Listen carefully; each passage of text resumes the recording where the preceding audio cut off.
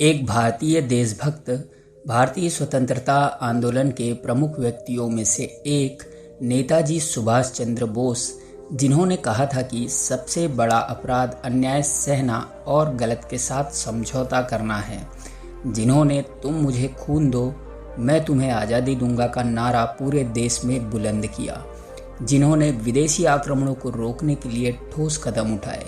नेताजी सुभाष चंद्र बोस एक सच्चे देशभक्त थे। भारतीय स्वतंत्रता आंदोलन में उनके महत्वपूर्ण योगदान को सदैव याद किया जाएगा। दुनिया भर में द्वितीय विश्व युद्ध का दौर चल रहा था। तब देश गुलामी की जंजीरों में जकड़ा हुआ था। नेताजी सुभाष चंद्र बोस का मानना था कि अंग्रेजों के दुश्मन से मिलकर ही आज़ादी ली जा सकती है।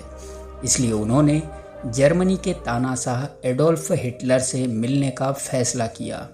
नेताजी सुभाष चंद्र बोस की पत्नी एमिली नेताजी के इस फैसले से खुश नहीं थी।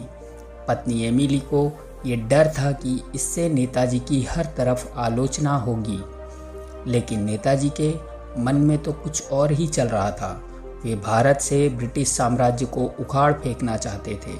बहरहाल उन्होंने हिटलर से मिलने का फैसला पक्का कर लिया, लेकिन नेताजी अभी भी थोड़े असमंजस में थे, क्योंकि अंतर्राष्ट्रीय राजनयिक प्रोटोकॉल के लिए यह आवश्यक था कि किसी राष्ट्र के प्रमुख से मिलने पर एक उपयुक्त उपहार भेंट किया जाता है। लेकिन हिटलर इतना जटिल बहुआयामी व्यक्ति था, ऐसे व्यक्ति के लिए उपयुक्त उपहार क्या होगा? इस समस्या से निपटने के लिए नेताजी ने अपनी पत्नी एमिली से सलाह मांगी कि हिटलर को क्या उपहार दिया जाए। तब नेताजी की पत्नी ने उपहार में दुर्लभ किताब या कोई पेंटिंग देने की बात कही।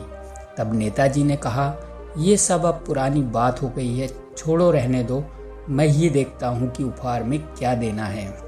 नेताजी सुभाष चंद्र बोस के हिटलर से होने वाली मुलाकात की तारीख 2 बार बदली गई। आखिरकार 29 मई 1942 की तारीख मिलने के लिए तय की गई। बर्लिन से विशेष विमान से नेताजी अपने 2 सहयोगी एडम ट्रॉट और केपलर के साथ हिटलर से मिलने पहुंचे।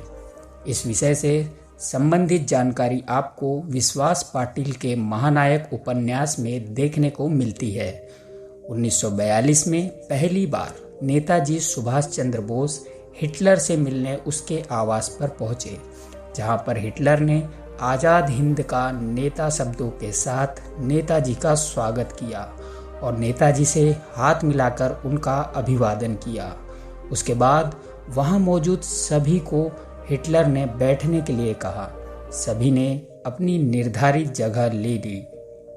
थोड़ी देर बाद नेताजी उठे और उपहार लिपटा बॉक्स हिटलर को दे दिया, जिसे देखकर हिटलर पहले आश्चर्य में पड़ गया, लेकिन थोड़ी देर बाद वह मुस्कुराया और जिज्ञासावश बॉक्स को खोला। अंदर तांबे की एक मूर्ति थी, जिसे हिटलर ने पहले कभी नहीं देखा था।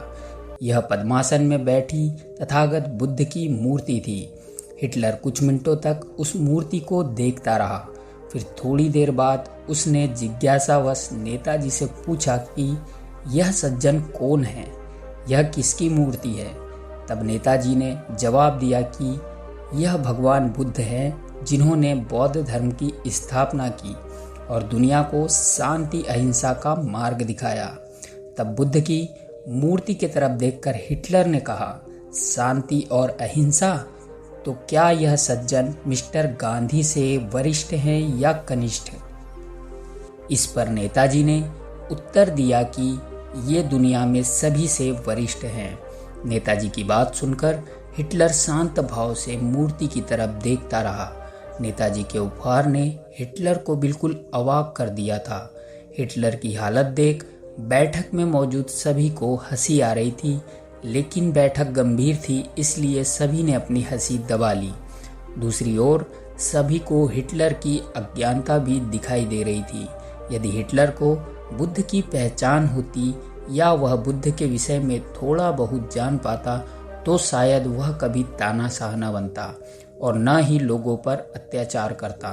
बुद्ध कहते हैं, क्रोध को प्यार से बुराई को अच्छाई से, स्वार्थ को उदारता से और झूठे व्यक्ति को सच्चाई से जीता जा सकता है। इसलिए दुनिया को युद्ध नहीं, बुद्ध चाहिए।